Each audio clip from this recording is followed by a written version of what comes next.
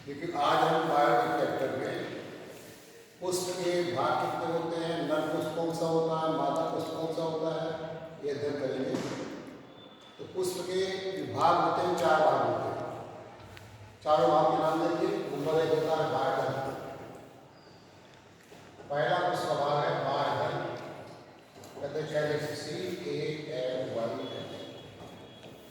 दूसरा होता है दल, CO। तीसरा होता है पुंकेसर,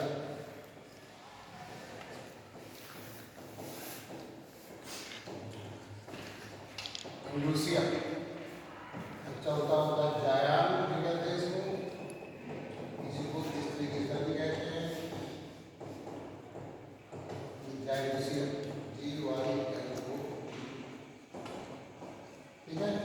ये पुष्प के 4 भाग हो गए, बाह्यधन, दल, पुंकेसर, स्त्री। जिसमें जो पुंकेसर है ये पुष्प का नर भाग होता है। ठीक है, ये पुष्प का कौन सा भाग है, नर भाग है। और ये पुष्प का कौन सा भाग है, पुष्प का मादा भाग। अब जिस पुष्प में जिसके चारों भाग होते हैं, बाह्यधन भी है, दल भी है, पुंकेसर, इसको कहते हैं पूर्ण पुष्प, द्विलिंगी पुष्प। क्या कहते हैं उसको, बाइसेक्सुअल द्विलिंगी पुष्प होते हैं, जिसमें पुष्प के चारों भाग होते हैं, अर्थात नर भी होता है, मादा भी होता है। और यूनिसेक्सुअल क्या होता है, एक लिंगी पुष्प होते हैं, या तो वो नर होते हैं तो मादा होते हैं। देखो बाह्यधन तो सब में हो, अगर पुंकेसर है और स्त्री केसर नहीं, लूसियम है लेकिन जाइलेसियम नहीं, तो बताएगा नर पुष्प। क्या कह रहा है, नर में क्या होगा, देखो बाह्यधन होगा, आपको कैलेक्स भी होगा, कोरेला भी होगा और एंड्रोसियम होगा। इसको कहते हैं नर पुष्प। और अगर ये हटा दें तो कैलेक्स,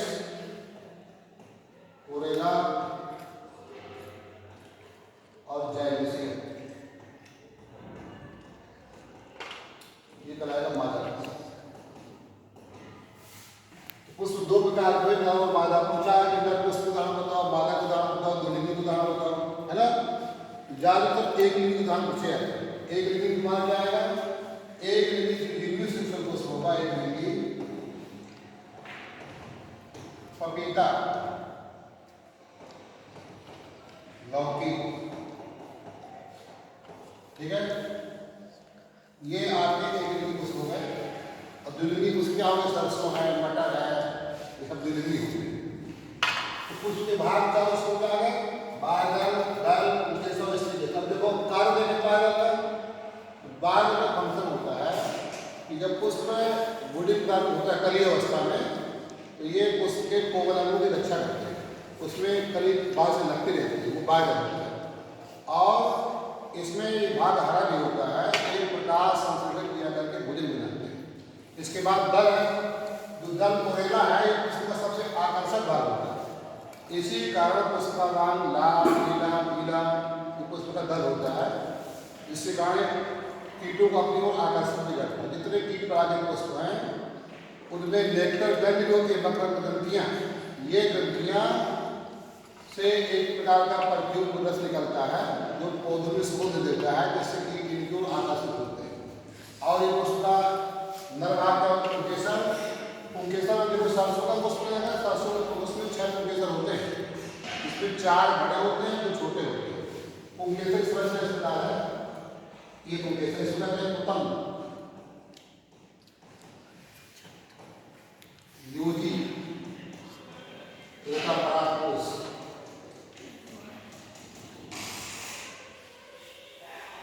परागकोश को कैंसर लिखते हैं, कैंसर। ये जब पुष्प परिपक्व हो जाता है तो परागकोश में पराग भरे होते हैं, क्या होते हैं, परागकण। और जब ये फटता है तो परागकण बाहर निकलते हैं और वर्तिका में पहुंचते हैं। तो पुष्प के जो पुंकेसर भाग है, इसके कितने भाग हुए, टोटल योजी को कलेक्टिव पिरामिड्स, इसको कहते हैं पिरामिड्स।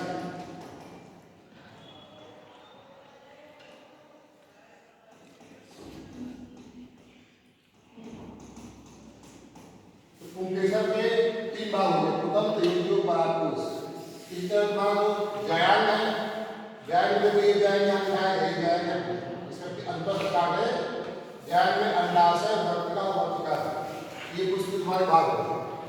अब इसमें पूछा जाता है पुष्प के जो अवगैर कार्बन नामांकित चित्रलाई परीक्षा में पूछा था, वो नहीं पूछा था, क्या पूछा जाएगा? पुष्प के अवगैर कार्बन नामांकित चित्रलाई, ये आपका नामांकित चित्रलाई इसका दो चार बार अभ्यास दिया है ना। यहाँ पर आपका अगर देखा जाए तो यहाँ बीजाणु होते हैं, ये इस तरह बीजाणु भी होता है, ठीक है। तो सरसों का अंडाशय होता है, पूछा जाए अंडाशय क्लियर होगा, अंडाशय की अनुपस्थिति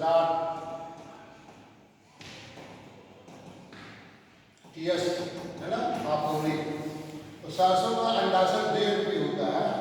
तो इसमें देखो चित्र बहुत अभ्यास से बनाया जाता है, अगर हमारा अभ्यास अच्छा है तो चित्र तो हम भूल जाते हैं, नहीं तो ज्यादातर लोग चित्र छूट जाते हैं। ये आपका एक बीजाणु यहाँ पर, एक बीजाणु यहाँ पर, तो सरसों का ये अंडाशय देर होता है। तो पुष्प के चारों भाग हो गए, इसमें टीएस हो गया, इसका अभ्यास करना है। अब पुष्प के उसमें आगे परागण, पॉलिनेशन, परागण में कभी कभी टिप्पणी पूछी जाती है या पूछा वायु परागण पुष्प क्या होते हैं। परागण कहते हैं, किसे कहते हैं?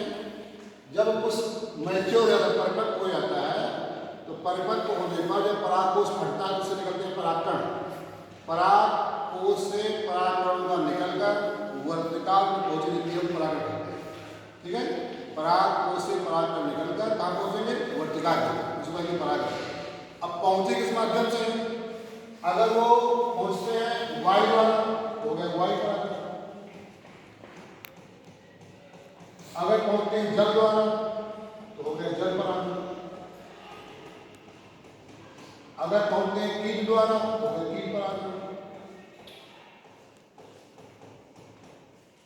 और अगर वैज्ञानिक कराते हैं तो होता है कृत्रिम परागकण। क्या होता है? आर्टिफिशियल कृत्रिम परागकण। अब देखिए वायु परागकण पुष्प की विशेषता पूछा जाता है, वायु परागकण पुष्प उदाहरण बताइए, विशेषता बताइए। तो जो वायु परागकण पुष्प होते हैं इनकी विशेषता ये है, ये संख्या में अधिक परागकण होते हैं। वायु परागकण पुष्पों में कोई सुगंध नहीं, सुगंध रहित होते हैं, ठीक है। तो ये जब हवा चलती है तो परागकण उड़ करके घूमते हैं अंडाशय में, तो ये संख्या में अधिक होते हैं। कहीं हवा चली, कुछ परागकण दिख भी नष्ट हो गए, कुछ घूमते हैं अंडाशय में उड़ते जाकर। इसको उदाहरण क्या हो जाएगा? इसका उदाहरण है गेहूं, धान, ठीक है, मक्का, ये उदाहरण के वायु परागकण। अब आता है जल परागकण। जल परागकण सबसे अच्छा उदाहरण वेनिसनेरिया, वेनिसनेरिया। इसमें देखिए जल परागकण होता है वेनिसनेरिया में, ये मान लीजिए सरफेस है, यहाँ मान लीजिए पानी भरा हुआ है ना। तो ये नर अलग होता है, ये मान लो पुष्प है, एक नर है एक मादा है, दोनों पुष्प अलग होते हैं। ये जल परागकण वेनिसनेरिया में दोनों पुष्प एक साथ परिपक्व होते हैं। तो जब इसका परागकोश फटता है तो परागकण निकल कहाँ है? फटने पर यहाँ है ना, परागकण है ना, परागकोश फटेगा, क्या निकलेंगे? परागकण। और निकलने के बाद कहाँ है? सरफेस पर पानी को तैरने लगे। उसी समय जिससे ये भाग है कौन वाला भाग हमारा? ये वाला भाग है वर्तिका और ये वाला, ये जो भाग है ये वाला, ये वाला। तो ये भाग कुंडलित होता है। क्या होता है? अंडाशय कुंडलित होता है, अंडाशय वर्तिका वर्तिका, इसे भाग हमारा ये भाग कुंडलित है, तो इसी कुंडलित खुल जाती है और ऊपर खुल जाती है। पहले ये कुंडलित सांप कोई है, अगर सांप कुंडली में बैठा है तो इसकी लंबाई क्या रहती है? जब ये परिपक्व हो जाता है जिससे कुंडली अपने आप खुल जाती है, अब खुलने बाद तो ये बड़ी लगी